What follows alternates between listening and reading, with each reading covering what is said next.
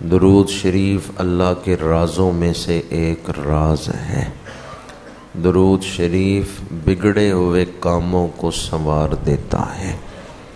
درود شریف میں بیماریوں کی شفا بھی ہے۔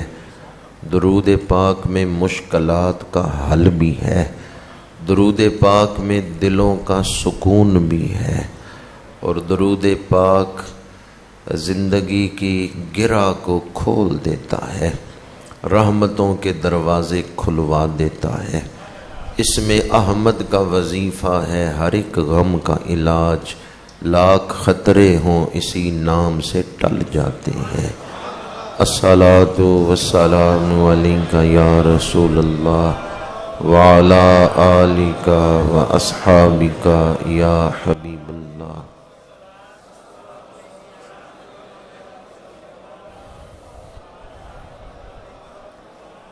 مولانا روم نے مثنوی میں یہ واقعہ نقل کیا ہے کہ میرے آقا کریم صلی اللہ علیہ وآلہ وسلم نے شہد کی مکھی سے پوچھا کہ تو شہد کیسے بناتی ہے۔ یہ بات یاد رہے کہ نبی دیگر مخلوقات سے کلام کر سکتے ہیں، اور ہمارے آقا کریم آپ تو رحمت للعالمین ہیں۔ قرآن پاک میں ہے حضرت سلیمان علیہ السلام نے چیونٹی سے کلام کیا، اور چیونٹی نے حضرت سلیمان علیہ السلام سے کلام کیا ہے۔ چیونٹی دوسری چیونٹیوں سے کہتی ہے بلوں میں گھس جاؤ، لا یحطمنکم سلیمان وجنودہ۔ چیونٹی حضرت سلیمان کا نام جانتی ہے، اور حضرت سلیمان علیہ السلام اس کی بات سن کے مسکرائے ہیں۔ قرآن پاک میں فَتَبَسَّمَ ضَاحِكًا مِّن قَوْلِهَا۔ تو اس سے پتہ چلتا ہے کہ اللہ کے نبی حشرات الارض سے بھی کلام کر سکتے ہیں، ان کی بولیاں بھی سمجھتے ہیں۔ حضرت سلیمان علیہ السلام چیونٹی کی بولیاں سمجھتے ہیں، تو ہمارے آقا کریم کی شان کیا ہوگی۔ آپ نے شہد کی مکھی سے پوچھا تو شہد کیسے بناتی ہے۔ سوال عدم علم کی دلیل نہیں، صرف اظہار مقصود تھا۔ تو شہد کی مکھی نے عرض کیا میں مختلف پھولوں سے رس چوستی ہوں، وہ رس کڑوا ہوتا ہے، لیکن جب میں آپ پہ درود پڑھتی ہوں وہ میٹھا ہو جاتا ہے۔ کڑواہٹ کو مٹھاس میں کس نے بدل دیا ہے؟ درود شریف نے کڑواہٹ کو مٹھاس میں بدل دیا، تلخی کو شیرینی میں بدل دیا ہے۔ علماء فرماتے ہیں اگر تم بھی یہ چاہتے ہو زندگی کی کڑواہٹ مٹھاس میں بدل جائے، اگر تم بھی یہ چاہتے ہو زندگی کی پریشانیاں آسانیوں میں بدل جائیں، تو درود پاک کو اپنا وظیفہ بنا لو۔ شہد کی مکھی نے مختلف پھولوں سے رس چوسا، وہ کڑوا تھا، پھر حضور پہ درود پڑا، اللہ نے اس رس کو مٹھاس میں بدل دیا، شہد بنا دیا۔ صرف مٹھاس میں نہیں بدلا، بیماریوں کی شفا بھی اس کے اندر رکھ دی ہے۔ شہد میں بیماریوں کی شفا بھی ہے۔ تو حضور پر درود پاک کی برکت سے مٹھاس بھی ملی اور بیماریوں کی شفا بھی مل گئی۔ الصلاۃ والسلام علیک یا رسول اللہ وعلی آلک واصحابک یا حبیب اللہ۔ اس محبت کے ساتھ پڑھیں کہ ہم پڑھ رہے ہیں اور حضور سن رہے ہیں۔ دور و نزدیک سے سننے والے وہ کان، کان لالے کرامت پہ۔ الصلاۃ والسلام علیک یا رسول اللہ وعلی آلک واصحابک یا حبیب اللہ۔ برادران اسلام، ماہ ذی قعدہ کا آخری جمعۃ المبارک ہے، اور چند دنوں کے بعد ماہ ذی الحج شروع ہونے والا ہے۔ آنے والے دنوں کو فریضہ حج کے ساتھ بھی نسبت ہے، قربانی کے ساتھ بھی نسبت ہے، تکبیرات تشریق بھی پڑھی جاتی ہیں، اور ان دنوں کو حضرت سیدنا ابراہیم خلیل اللہ علیہ السلام کے ساتھ خصوصی نسبت ہے۔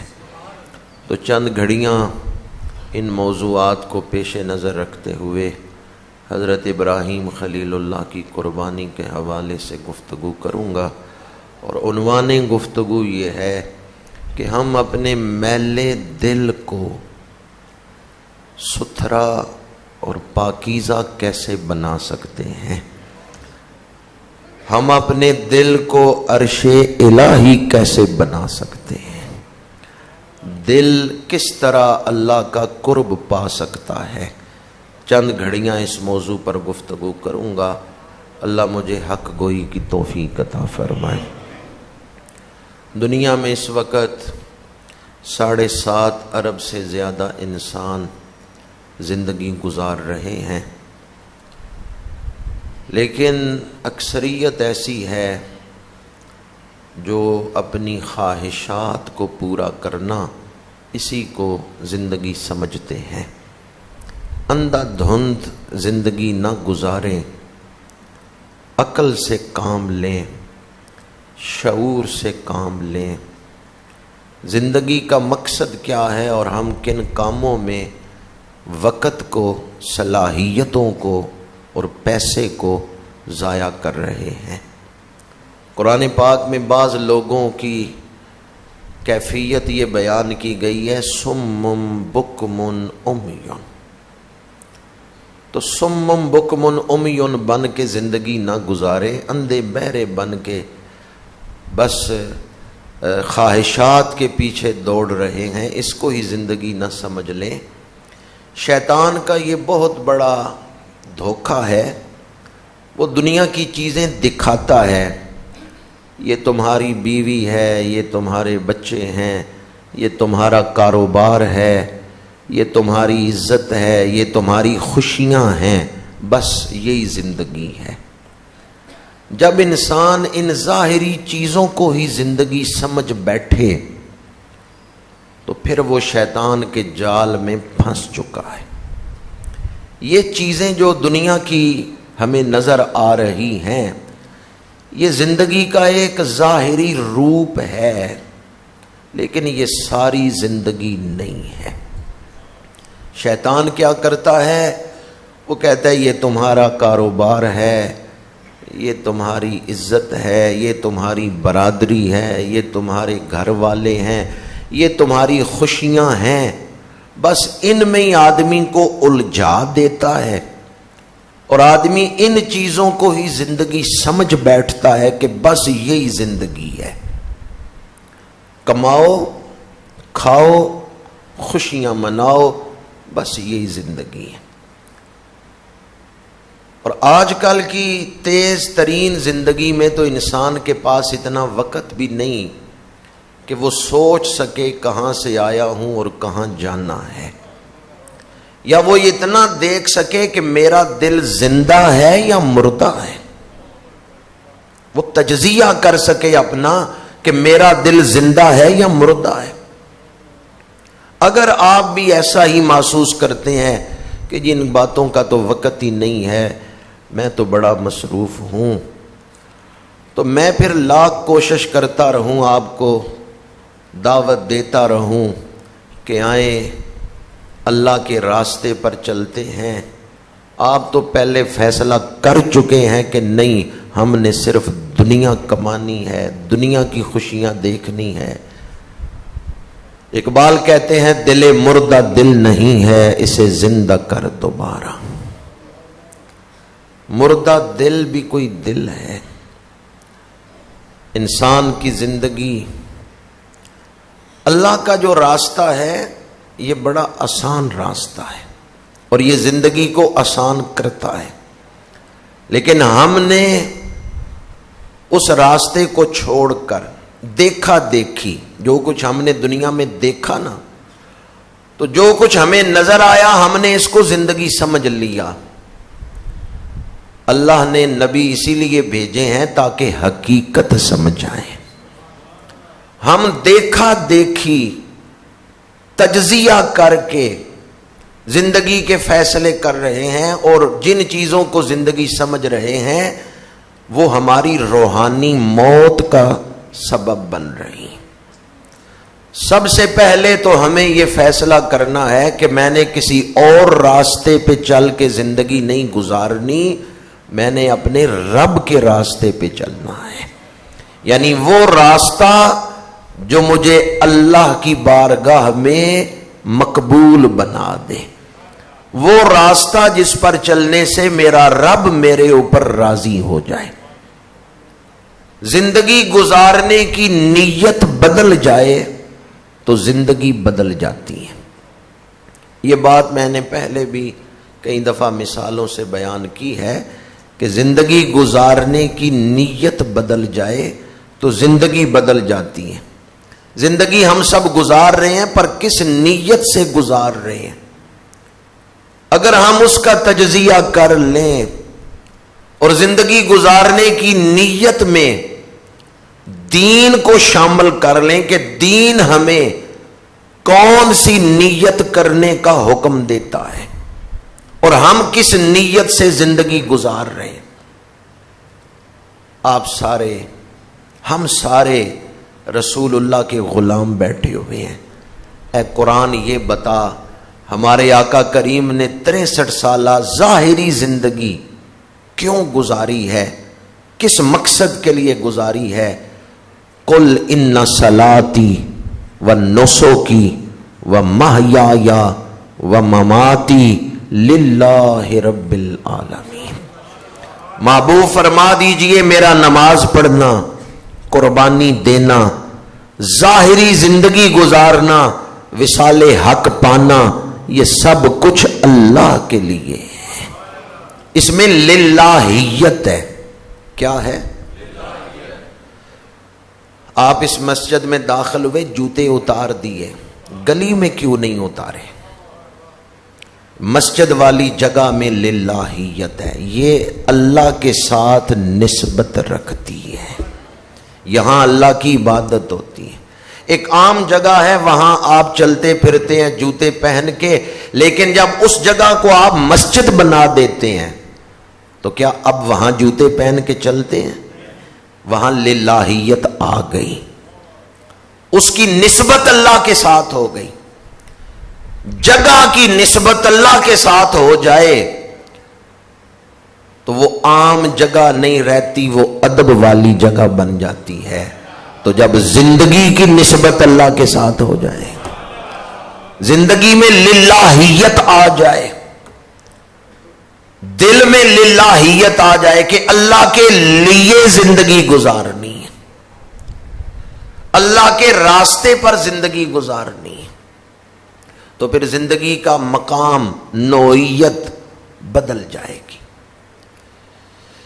نسبت سے قسمت بدل جاتی ہے.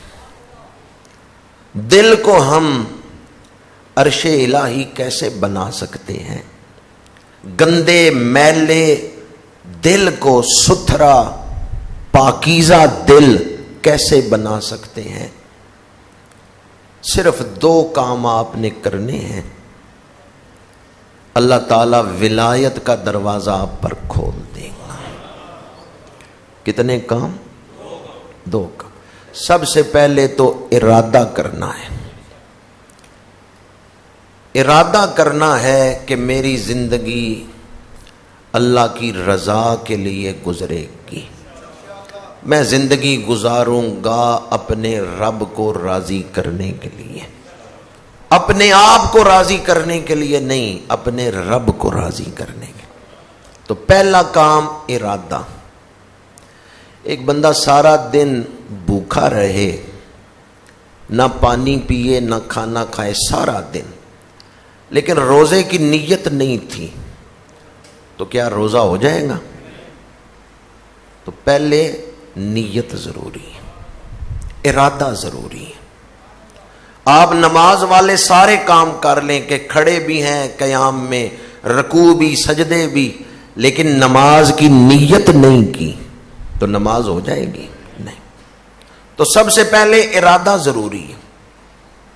ارادہ کریں کہ پچھلی زندگی جیسے بھی گزر گئی، آج میں نیت باندھتا ہوں، آج میں ارادہ کرتا ہوں کہ میں نے زندگی اللہ کے راستے پر گزارنی ہے، میں نے زندگی اللہ کی رضا کے لیے گزارنی ہے. یہ زندگی گزارنے کا آسان طریقہ، آسان راستہ ہے، اور یہ زندگی کو پرسکون بنا دیتا ہے. قل ان صلاتی و نسکی و محیایا و مماتی للہ رب العالمین. یہ میرے آقا کریم کی سنت ہے، میں نے حضور کی سیرت پہ عمل کرنا ہے. اتباع نبوی میں آج میں یہ ارادہ کرتا ہوں کہ میری آئندہ زندگی اللہ کی رضا کے لیے گزرے گی. تو پہلا کام جو ہے وہ ہے ارادہ. دوسرا کام، بس دو ہی کام کرنے ہیں، منزل سامنے ہوگی. پہلا کام ارادہ اور دوسرا کام پابندی. یہ راستہ نہیں چھوڑنا. جس راستے پہ آپ کھڑے ہوئے ہیں نا، اس راستے پہ چلتے جانا ہے. پابندی. دوسرا کام کیا ہے؟ ڈر کی پابندی کا لفظ بول ہے. اللہ نے فرمایا سچ بولو، جھوٹ نہ بولو. اب جو پابندی کرے گا وہ کیا کرے گا؟ اللہ نے فرمایا حلال کھاؤ، حرام نہ کھاؤ. تو جو اللہ کے راستے پہ چل رہا ہے وہ کس کی پابندی کرے گا؟ اللہ نے فرمایا شرم و حیا اپناؤ، بے حیائی نہ کرو. تو پابندی کرنے والا کیا کرے گا؟ بس دو کام آپ نے کرنے ہیں، ایک ارادہ، دوسرا پابندی. ارادہ تو آپ سب نے کر لیا، پابندی بھی کریں گے. ضرورت پابندی کرواتی ہے.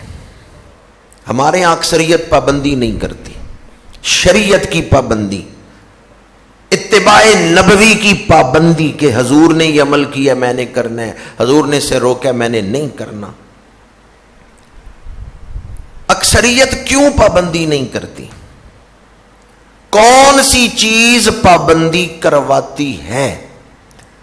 ضرورت پابندی کرواتی ہے. میں نے دیکھا ہے تہجد کے وقت لوگ اٹھ کے سبزی منڈی جا رہے ہوتے ہیں اور روز ہی جاتے ہیں. پابندی کرتے ہیں یا نہیں؟ وہ کون سی چیز انہیں اٹھا کے پہنچا رہی ہے دکانوں پہ؟ نہیں، ضرورت. 8 بجے سکول لگے گا، پہلا پیریڈ شروع ہوگا، ٹیچر پہنچ رہے ہیں یا نہیں؟ اسکول ٹیچر جو ہے، جب اسکول کا پیریڈ شروع ہو رہا ہے اسکول ٹیچر وہاں پہنچ رہے ہیں. اپنی مرضی کر سکتے ہیں؟ کوئی بھی محکمہ آپ لے لیں، آرمی ہے، پولیس ہے، محکمہ تعلیم ہے، اس کے جو اصول ہیں ملازم پابندی کرتے ہیں یا نہیں؟ کیوں پابندی کرتے ہیں؟ اگر پابندی نہیں کریں گے محکمے سے خارج کر دیے جائیں گے اور مہینے بعد تنخواہ نہیں ملے گی. ضرورت پابندی کرواتی ہے. جس چیز کو آپ اپنی ضرورت سمجھتے ہیں کہ اگر میں نے یہ کام نہ کیا میری ضرورت نہیں پوری ہوگی، آپ پھر اس کام کو کر لیتے ہیں، پابندی کرتے ہیں کیونکہ یہ میری ضرورت ہے. دو کام میں نے عرض کیے، ایک تو اللہ کے راستے پر چلنے کا ارادہ اور دوسرا پابندی. پابندی کرواتی ہے ضرورت. ہم دکان کھولنے کو ضرورت سمجھتے ہیں، ہم وقت پہ اپنی ملازمت پر پہنچنے کو ضرورت سمجھتے ہیں، ہم رشتہ داروں کی خوشی اور غم میں شامل ہونا ضرورت سمجھتے ہیں، تو ہم اللہ کے دربار میں حاضر ہونا اپنی ضرورت کیوں نہیں سمجھتے؟ ہم سچ بولنا اپنی ضرورت کیوں نہیں سمجھتے؟ ہم رشوت سے، سود سے بچنا اپنی ضرورت کیوں نہیں سمجھتے؟ اس لیے کہ ضرورت سمجھی جاتی ہے یقین سے. جس بات پہ یقین ہوتا ہے نا آدمی اسے اپنی ضرورت سمجھتا. یقین ہے میں سکول جاؤں گا، پڑھاؤں گا، تنخواہ ملے گی، تو یہ پابندی پھر کون کروا رہا ہے؟ یقین. اگر آخرت پہ یقین پختہ ہو جائے تو پھر آپ نماز کو بھی ضرورت سمجھیں گے. آخرت پہ یقین پختہ ہو جائے تو پھر آپ سچ بولنے کو اپنی ضرورت سمجھیں گے.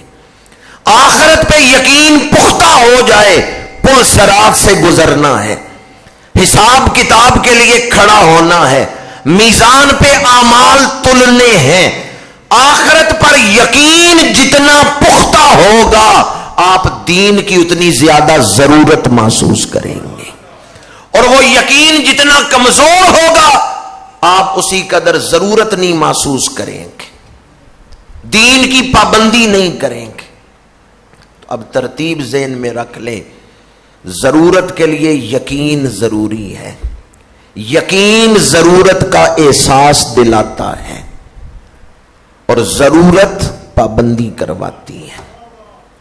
خرد نے کہہ بھی دیا لا الہ تو کیا حاصل، دل و نگاہ مسلمان نہیں تو کچھ بھی نہیں.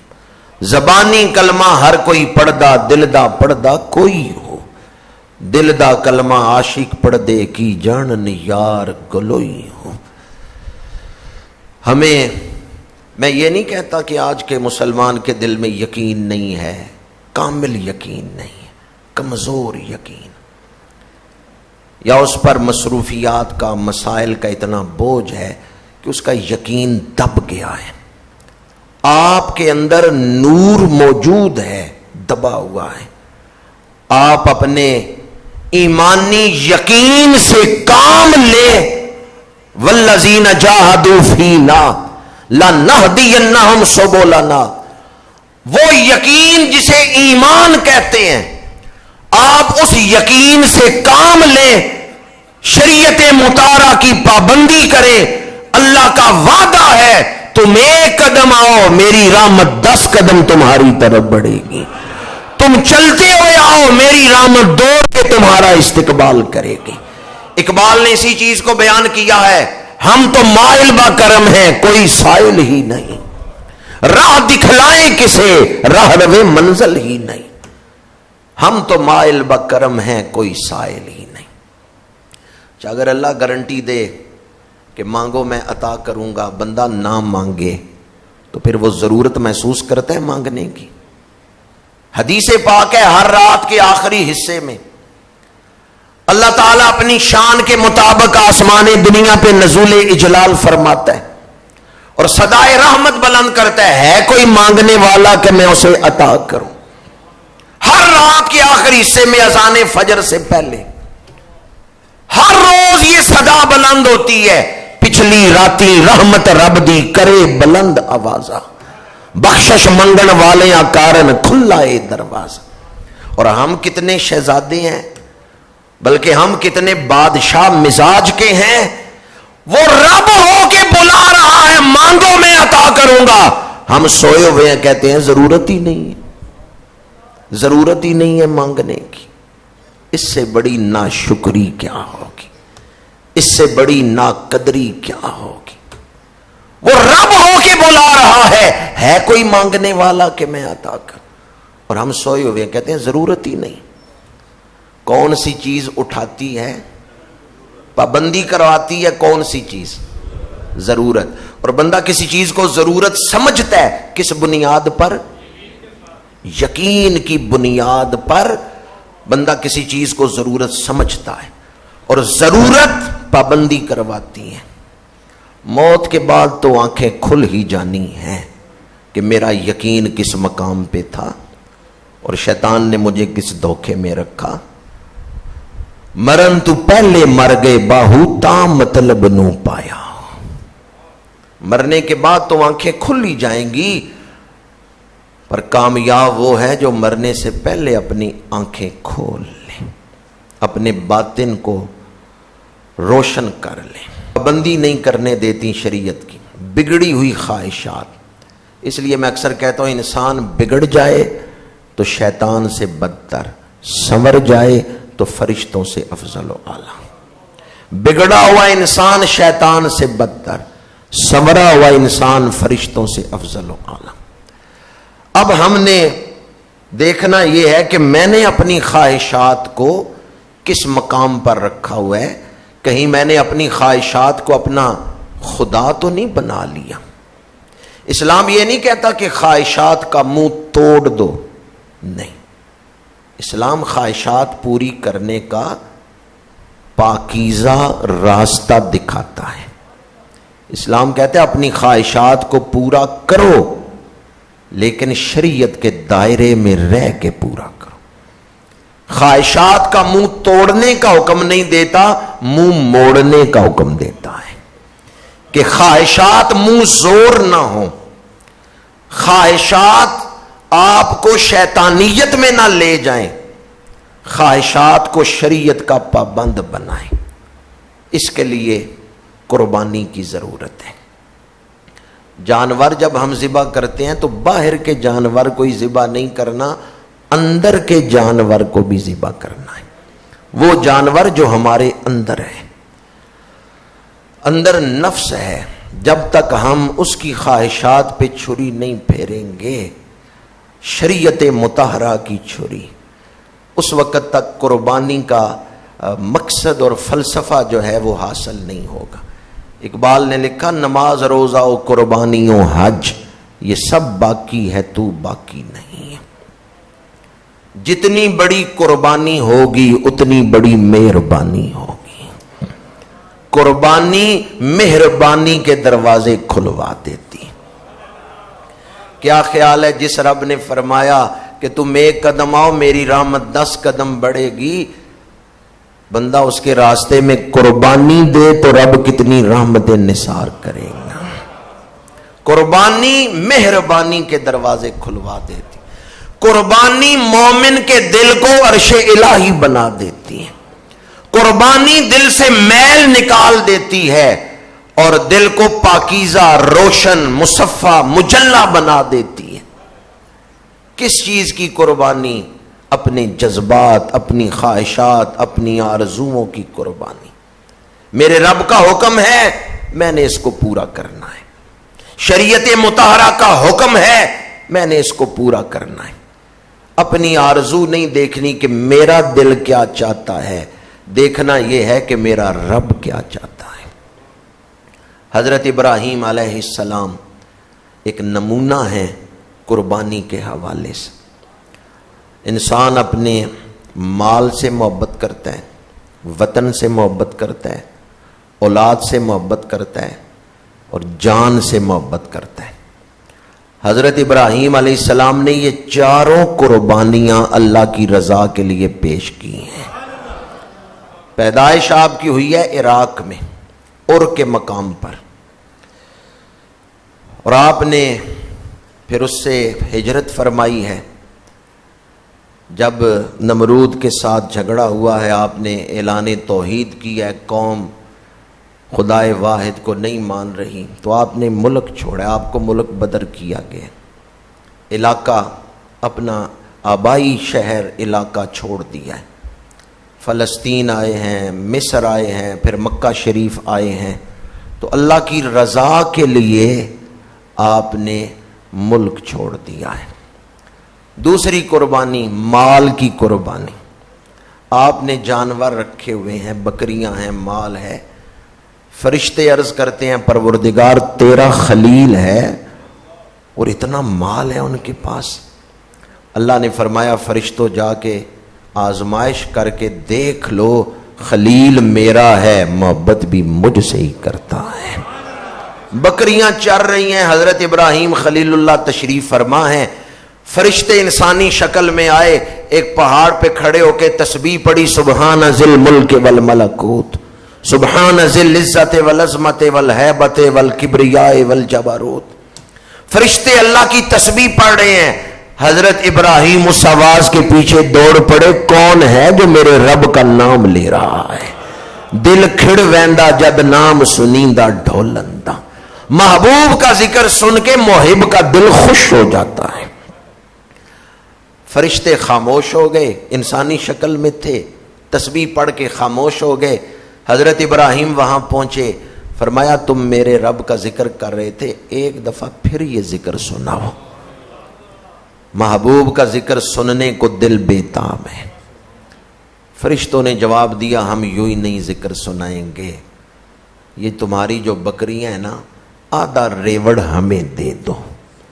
آپ نے فرمایا ٹھیک ہے، آدھا ریوڑ تمہارا ہے، مجھے میرے رب کا ذکر سناؤ۔ فرشتوں نے پھر تسبیح پڑھی، آپ پھر جھوم اٹھے، کہا یہ جو باقی آدھا ریوڑ ہے نا یہ بھی میں تمہیں دیتا ہوں، ایک بار پھر میرے رب کا ذکر کرو۔ سارا مال دے دیا، فرشتوں نے پھر ذکر سنایا۔ اب مال تو سارا دے چکے تھے، آپ نے فرمایا میں دیکھ رہا ہوں تمہارے بدن بڑے نرم نازک ہیں، تم ان جانوروں کو سنبھالنے کے لیے بھاگ دوڑ نہیں کر سکو گے، تمہیں انہیں سنبھالنے کے لیے کسی خادم کی ضرورت ہوگی، میں یہ تمہارا مال سنبھال لوں گا، تم مجھے میرے محبوب کا ذکر سناتے رہو۔ فرشتوں نے کہا ابراہیم آپ اپنے عشق میں سچے ہیں، ہمیں نہ مال کی ضرورت ہے، ہم تو صرف اپنے رب کے اذن سے آئے تھے آپ کے عشق کا اظہار کرنے کے لیے۔ حضرت ابراہیم نے کس سے محبت کی ہے، مال سے یا مال دینے والے سے؟ وطن چھوڑا رب کے لیے، مال قربان کیا رب کے لیے۔ تیسری قربانی، انسان اولاد سے محبت کرتا ہے، بیوی بچوں سے محبت کرتا ہے۔ اللہ نے حکم دیا بیوی اور بیٹے کو مکے میں میرے سہارے پہ چھوڑ کے آ جاؤ۔ یقین کس مقام پر ہے، کس کے سہارے پہ چھوڑ کے آئے ہیں؟ یہ یقین کی بات میں آپ کو سنا رہا تھا۔ مکے میں کوئی آبادی نہیں، بس ایک پہاڑ پہ بٹھائے، کچھ کھجوریں کچھ پانی دے کے آ گئے۔ حضرت بی بی ہاجرہ نے پوچھا مجھے تنہا چھوڑ کے کیوں جا رہے ہیں؟ فرمایا میرے رب کا حکم ہے، میں نے اپنے رب کو راضی کرنا ہے۔ ہزاروں سلام ہو اس بیوی پر جس نے کہا آپ رب کو راضی کرنے نکلے ہیں، میں آپ کا ساتھ دوں گی، رضائے الہی کے سفر میں رکاوٹ نہیں بنوں گی، میں آپ کا ساتھ دوں گی۔ وہ بیوی جس نے رضائے الہی کے سفر میں اپنے خامند کا ساتھ دیا ہے، آج اس کی یاد میں بڑے بڑے مفسر، محدث، محقق صفا مروہ پہ دوڑ رہے ہیں۔ بی بی ہاجرہ وہ ہیں جنہوں نے اللہ کی رضا کے سفر میں اپنے خامند کا ساتھ دیا ہے۔ تنہا بیوی اور بیٹے کو چھوڑ کے آ گئے، کس کے سہارے پر؟ یقین کس مقام پر ہے، توکل کس مقام پر ہے؟ اللہ نے انہیں حکم دیا تھا، وہ اللہ کے نبی تھے، اس لیے حضرت ابراہیم علیہ السلام اپنی بیوی اور بچے کو وہاں چھوڑ کے آ گئے۔ آج اپنے طور پہ کوئی یہ فیصلہ کرے کہ میں بیوی بچے کو تنہا چھوڑ کے جا رہا ہوں، اپنے طور پہ نہیں فیصلہ کر سکتے، ان پر تو وحی نازل ہوئی تھی، وہ تو آزمائش کے اعلیٰ مقام پر تھے۔ حضرت ابراہیم علیہ السلام اس آزمائش میں بھی پورے اترے ہیں۔ قرآن پاک میں ہے وَإِذِ ابْتَلَىٰ إِبْرَاهِيمَ رَبُّهُ بِكَلِمَاتٍ فَأَتَمَّهُنَّ، اللہ تعالیٰ نے حضرت ابراہیم کو چند باتوں میں آزمایا اور وہ اس آزمائش میں پورے اترے ہیں۔ پھر آزمائش، اب تو بیوی بچے کو چھوڑ کے جانے کی آزمائش تھی، پھر اس سے بھی بڑی آزمائش آئی کہ بیٹے کی گردن پہ چھری رکھنی ہے، اولاد کی محبت کو ذبح کرنا ہے۔ بیٹے کو ذبح نہیں رب نے کروایا، اور وہ کروانا مقصود نہیں تھا، ذبح کس کو کرنا تھا؟ اولاد کی محبت کو، کہ کہیں اولاد کی محبت اللہ کے راستے میں رکاوٹ نہ بنے۔ حضرت ابراہیم معصوم تھے، ان کے لیے رکاوٹ نہیں بن سکتی تھی، نبی معصوم ہوتے ہیں۔ یہ ہماری تربیت کے لیے تھا، یہ ہماری تعلیم کے لیے تھا، ورنہ وہاں تو معصومیت ہے۔ حضرت ابراہیم خلیل اللہ معصوم ہیں، وہ تو گناہ نہیں کر سکتے کہ اولاد راستے میں رکاوٹ بن جائے اور آپ دین پہ عمل نہ کریں، وہاں تو یہ امکان نہیں تھا، پر اس پراست سے گزارا ہے امتوں کی تربیت کے لیے۔ آنے والے ادوار میں بالخصوص امت مسلمہ کے لیے کہ حضرت ابراہیم علیہ السلام نے کس بیٹے کی گردن پہ چھری رکھی ہے؟ حضرت، اور ہمارے آقا کریم کن کی اولاد میں سے ہیں؟ حضرت اسماعیل۔ میرے آقا کریم نے فرمایا انا ابن الذبیحین، میرے شجرے میں دو ہستیاں ایسی ہیں جنہیں اللہ کے نام پہ ذبح کیا گیا اور اللہ نے ان دونوں کو بچا لیا ہے۔ ایک حضرت اسماعیل ہیں، دوسرے حضور کے والد گرامی حضرت عبداللہ ہیں۔ وقت نہیں کہ وہ واقعہ تفصیل سے سناؤں، حضرت اسماعیل کا واقعہ تو آپ نے سنا ہے۔ حضرت عبداللہ، یہ 10 بیٹے ہیں جناب عبد المطلب کے، تو آپ نے چاہے زمزم کو جب کھودا ہے نا کنویں کو، تو اس وقت نظر مانی تھی میں ایک بیٹے کو اللہ کی بارگاہ میں نظر کے طور پہ ذبح کروں گا، تو پھر قرآن اندازی کی گئی کہ کس بیٹے کو ذبح کرنا ہے، تو نام حضرت عبداللہ کا نکل آیا نام، اور پھر آپ 10 اونٹ بڑھاتے گئے اور قرآن اندازی کرتے گئے کہ میں 10 اونٹ ذبح کروں گا، عبداللہ کو ذبح نہیں کرتا، کسی اور کا نام نکل آئے۔ 100 اونٹوں تک آپ گئے ہیں، اور پھر 100 اونٹ جو ہیں وہ آپ کی طرف سے ذبح کیے گئے ہیں، اور حضرت عبداللہ کو اللہ نے بچا لیا ہے۔ فرمایا انا ابن الذبیحین، حضرت اسماعیل کی گردن پہ جناب ابراہیم نے چھری رکھی، تو ذبح کس کو کرنا ہے؟ بیٹے کو نہیں ذبح کرنا۔ چھری کیوں نہیں چل رہی تھی؟ حضرت اسماعیل کی بدن میں، جسم میں میرے آقا کریم کا نور تھا۔ چھری کی کیا ضرورت تھی کہ اس حلقوم مبارک کو کاٹتی، جس وجود میں نور مصطفیٰ ہے۔ حضرت ابراہیم علیہ السلام کے اور بیٹے بھی ہیں، پر 2 بیٹے مشہور ہیں، ایک حضرت اسحاق، ایک حضرت اسماعیل۔ حضرت اسحاق کی اولاد میں ہزاروں نبی آئے ہیں، حضرت یعقوب، حضرت یوسف، حضرت یونس، جلیل القدر انبیاء، حضرت موسیٰ، حضرت داؤد، حضرت سلیمان، حضرت ہارون، یہ سب حضرت اسحاق کی اولاد میں سے ہیں۔ بعض روایات کے مطابق 40,000 نبی حضرت اسحاق کی اولاد میں، لیکن حضرت اسحاق کے دوسرے بھائی حضرت اسماعیل، ان کی اولاد میں صرف 1 نبی آئے ہیں۔ حضرت اسماعیل کے بعد میرے آقا کریم تک درمیان میں کسی اور نے نبوت کا دعویٰ بھی نہیں کیا۔ حضرت اسحاق کی اولاد میں 40,000 نبی، حضرت اسماعیل کی اولاد میں صرف 1 نبی۔ پروردگار اس تقسیم میں راز کیا ہے؟ ہیں دونوں بھائی، ایک بھائی کی اولاد میں ہزاروں نبی پیدا ہوئے، دوسرے کی اولاد میں صرف 1 نبی آیا۔ جواب آتا ہے دنیا والوں، میں اسماعیل کی اولاد میں نبی تو 1 بھیجوں گا، پر وہ 1 نبی سارے نبیوں کا امام بن کے آئے گا۔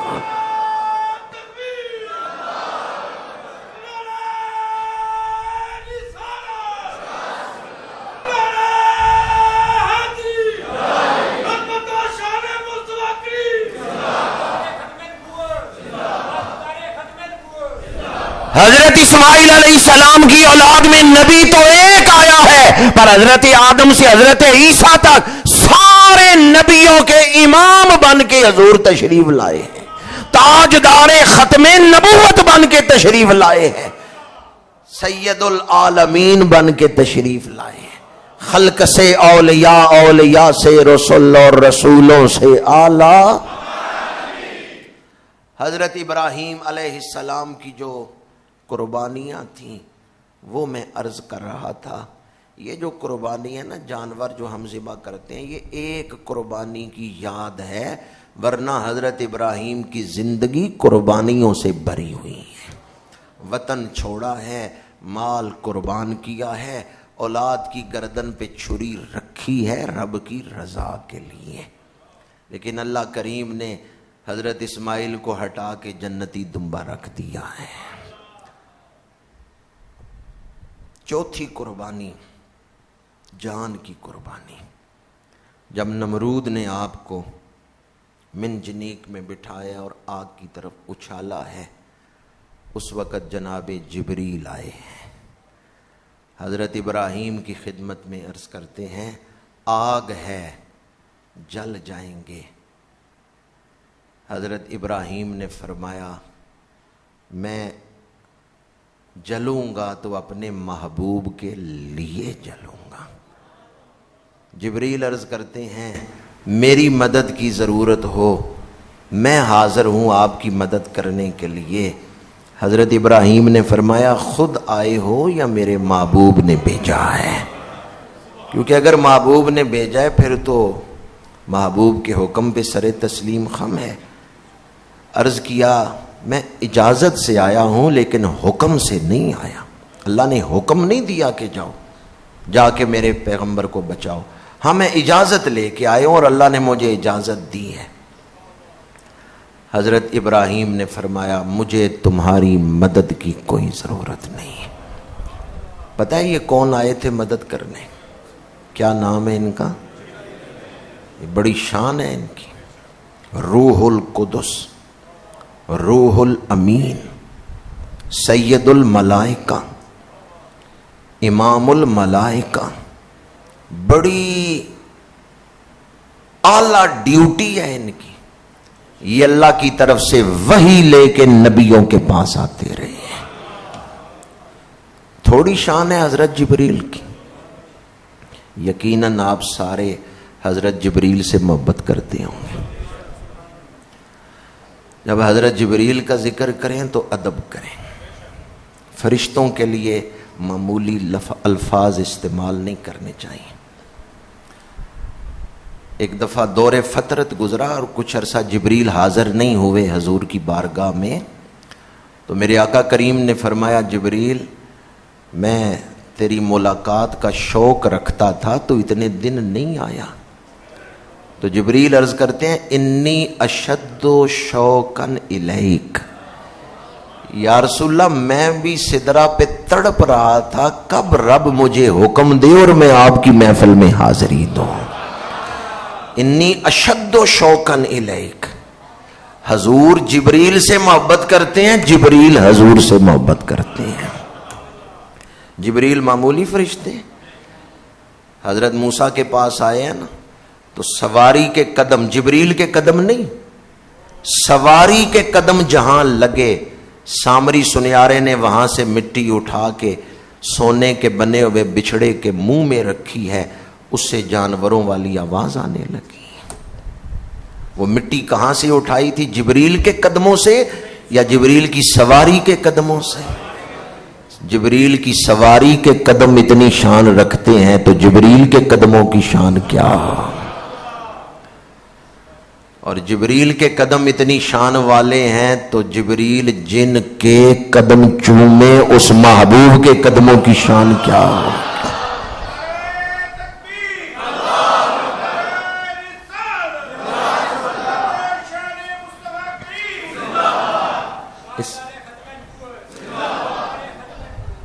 اس لیے اعلیٰ حضرت نے لکھا ہے حرم کی زمین اور قدم رکھ کے چلنا ارے سر کا موقع ہے او جانے والے۔ مدینہ منورہ کی مٹی خاک شفا ہے، ہم سارے نسبتوں کا ادب کرنے والے بیٹھے ہوئے، اور آج آپ کے علم میں ہے کہ چند تبرکات شریفہ کی زیارت کروائی جائے گی۔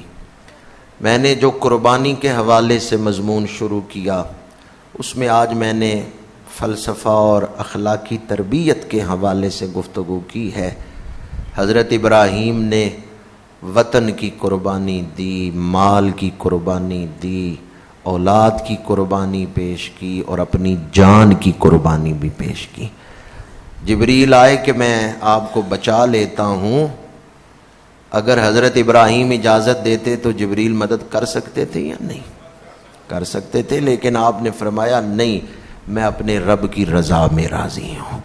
اور پھر آپ کو آگ میں ڈالا گیا، آپ نے اپنا جو امتحان تھا صبر و رضا اور تسلیم کا اسے پورا کیا ہے، آپ آگ کی طرف آ رہے ہیں۔ اب رب ذوالجلال نے خود فرمایا آگ سے، اے آگ خبردار میرا دوست آ رہا ہے۔ فَقُلْنَا يَا نَارُ كُونِي بَرْدًا وَسَلَامًا عَلَىٰ إِبْرَاهِيمَ۔ اقبال کہتے ہیں آج بھی کوئی حضرت ابراہیم کی سنت پہ عمل کرے اللہ تعالیٰ اس کے لیے آگ کو گلزار بنا دے گا۔ آگ کر سکتی ہے انداز گلستاں پیدا، آج بھی ہو گر ابراہیم کا ایمان پیدا، آگ کر سکتی ہے انداز گلستان پیدا۔ حضرت ابراہیم علیہ السلام نے ہر مقام پر اللہ